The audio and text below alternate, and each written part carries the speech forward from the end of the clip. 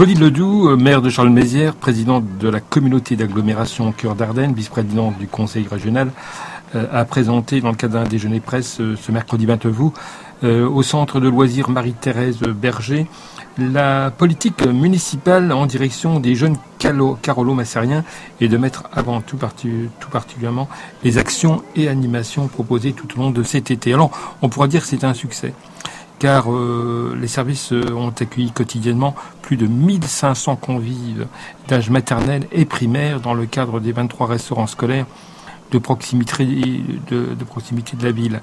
Plus de 600 enfants le matin et le soir, avant et après l'école. Par ailleurs, 460 enfants d'école primaire sont accueillis pour l'étude, placés sous la responsabilité d'enseignants volontaires rémunérés par la ville ou pour des activités dans le cadre de Cité Sport Culture. Le mercredi et pendant les vacances, ils ont accueilli les enfants de 3 à 14 ans dans les accueils de loisirs Marie-Thérèse Berger à Aiglemont et du Château des Fées, mais aussi le mercredi à l'école Kennedy pour les 3-6 ans et à l'école Flandre pour les 7-14 ans. L'accueil des enfants de 13 à moins de 15 ans est possible durant les vacances d'été à l'accueil de loisirs de la Francheville. Donc c'est une véritable réussite avec une politique extrêmement dynamique qui a été constatée par l'ensemble du personnel et des services de la municipalité de Charleville-Mézières. Nous écoutons Madame la maire qui fait l'évaluation à nos micros. Les enfants et les jeunes. On leur propose notamment durant les temps hors école et notamment durant les vacances scolaires et les grandes vacances, beaucoup d'activités. Chaque tranche d'âge s'y retrouve. On a les centres de loisirs. Tout d'abord, on a accueilli 1600 enfants ou jeunes dans nos 3 centres. Nous avons un centre pour les tout petits à Aiglemont, un centre pour les enfants au Château des Fées, et puis un centre pour les adolescents à la Francheville. Ils ont été bien fréquentés et les enfants y trouvent un accueil, un accompagnement d'une grande qualité avec beaucoup d'animateurs. On a recruté 130 animateurs pour l'occasion, des animateurs qui travaillent régulièrement pour la ville de Charleville et qui sont bien formés, notamment avec le BAFA pour les encadrer. Voilà, alors tout ça bien sûr ça coûte à la ville, hein. Ces 3 centres-là l'été nous coûtent quelques 580 000 €, c'est pas rien, mais ça concerne, comme vous le voyez, beaucoup de jeunes et on y trouve encore une fois de la qualité. Mais il n'y a pas que ça, on a fait d'autres choses pour les jeunes, dans le quartier de la Ronde Couture notamment, pour les collégiens qui se sont offrir des activités tous les jours. Ça a attiré 60 jeunes environ. Et puis on a eu des activités sportives par le biais de Cité Sport, des activités dans différents quartiers de la ville, La Houillère, Manchester, la Ronde Couture, la Citadelle, voilà. Des activités sportives souvent dans la rue, le soir également des activités pour les jeunes, parce que le soir aussi on demande à être occupé. Enfin, toutes nos installations, et notamment les installations de plein air comme la Varenne et le Mont-Olympe, sont ouvertes aux jeunes qui veulent se rassembler et mener librement des activités.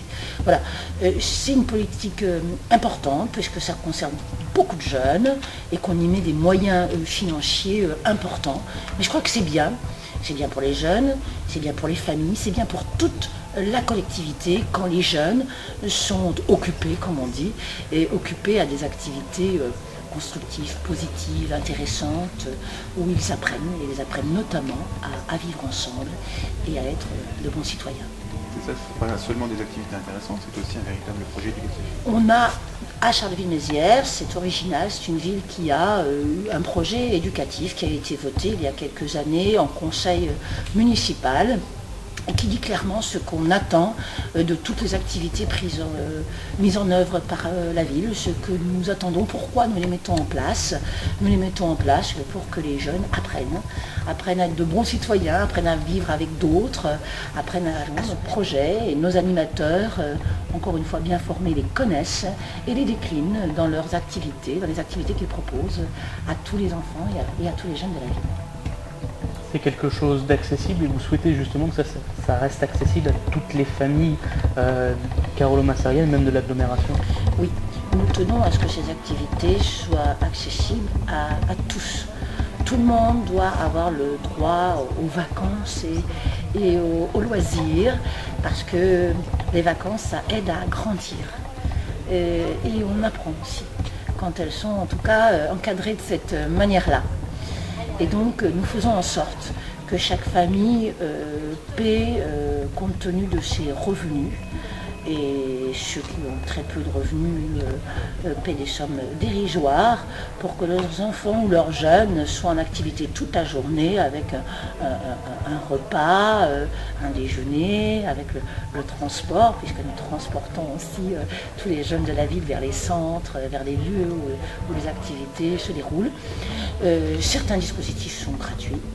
Les jeunes y accèdent sans payer, assez librement, voilà, quand ils le veulent, hein, parce que rien n'est obligatoire, bien sûr, dans tout ça. Alors, nos animateurs doivent faire preuve vraiment d'imagination et en tout cas d'une bonne connaissance des enfants et des jeunes, pour que justement les jeunes aient envie d'y aller et y retournent. Et ça fonctionne, ça marche bien, parce qu'on s'aperçoit que beaucoup de jeunes qui passent à travers nos dispositifs et nos activités sportives se retrouvent dans les associations sportives de la ville ensuite. Ça veut dire qu'effectivement ça marche, ils apprennent, ils accrochent. C'est tout bon pour eux encore une fois, et tout bon pour la collectivité et ses associations.